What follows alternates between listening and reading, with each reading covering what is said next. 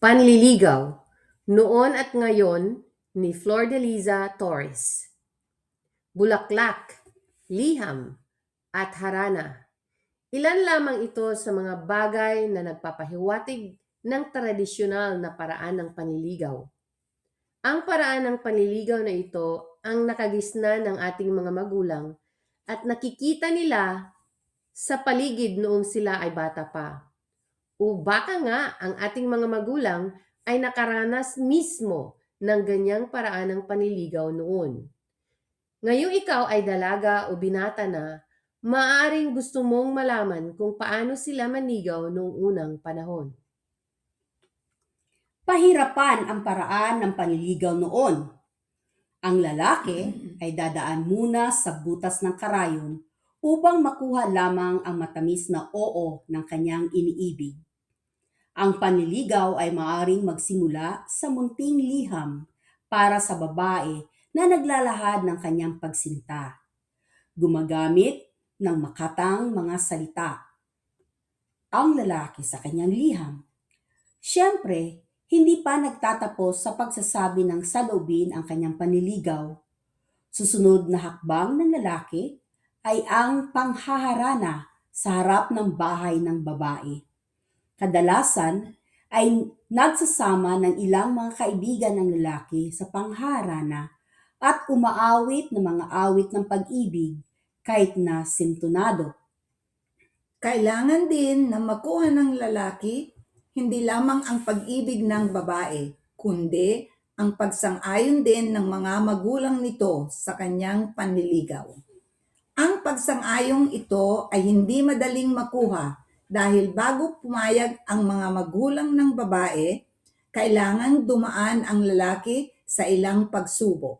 Halimbawa, nito ay ang pagsisibak ng kahoy o kaya ay pag-iigib ng tubig. Ang mga pagsubok na ito ay para masuri ng mga magulang ng babae kung karapat-dapat ba ang lalaki para sa kanilang anak. Sinusukat din nito ang katatagan at determinasyon ng lalaki na makamit ang kanyang minamahal. Dahil dito, napapakita ang pagiging masipag, matiyaga, at matatag ng isang lalaki.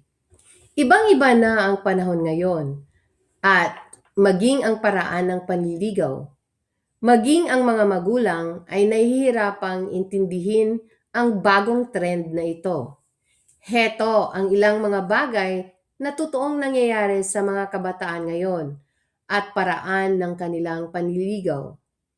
Kung noon ay kailangang pumunta ng lalaki sa bahay ng babae upang umakyat ng ligaw, ngayon ay pwede nang manligaw sa pamamagitan ng text o chat.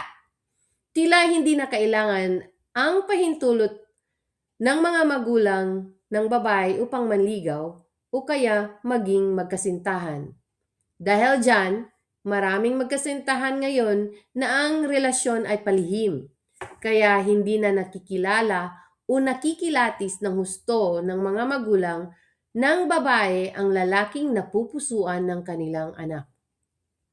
Hindi na din uso ang pagsusulat ng liham at panghaharana dahil meron namang load na only text at only tawag, kung saan pwede mo pang makausap o makatext ang mahal mo ng buong araw at kahit magdamagan. Minsan pa nga may mga sitwasyong ang babae na ang nanliligaw at nagpapakita ng motibo. Kung ako ang tatanungin, bilang babae, mas pipiliin ko ang tradisyonal na paraan ng panliligaw. Bakit? Una, ang tradisyonal na paraan ay mas romantiko. Siyempre, mas romantiko ang lalaking marunong mag-effort para sa kanyang iniibig, kahit simpleng sulat lamang ang matatanggap natin. Nakapagpapasaya na ito ng ating mga puso. Talaga namang mas mahirap magsulat kaysa mag-text, ano? Pangalawa, mas masaya ang relasyon kapag may pahintulot ng magulang. Hindi mo na kailangang itago ang iyong relasyon ng iyong kasintahan at mapapayuhan pa kayo ng mga nakakatanda kung ano ang dapat na gawin upang maging matibay ang pagsasama. Pangatlo, mas makikilala mo ang pagkatao ng iyong kasintahan. Makikita mo kung sino ba siya o kung siya ba ay masipag at matyaga sa pamamagitan ng kanyang paraan ng panliligaw sa iyo. At girls, tandaan, huwag basta ibigay ang matamis na oo. Bigyan mo naman ng halaga ang sarili mo. Isipin mong ikaw ay diamante na kailangang paghirapan bago makuha dahil kapag ikaw ay madaling pumayag at magkaroon ng relasyon, pinapababa mo lang ang iyong halaga at ganun din ang isipin ng lalaki tungkol sa iyo. Magkaiba man ang paraan ng panliligaw noon at ngayon, pareho pa rin ang pagmamahal na ipinakita ng mga Pilipino para sa kanilang iniibig.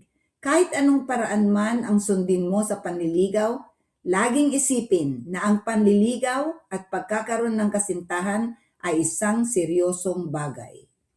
Kung nagustuhan mo ang artikulong ito, paki-like, share at subscribe. Maraming salamat po.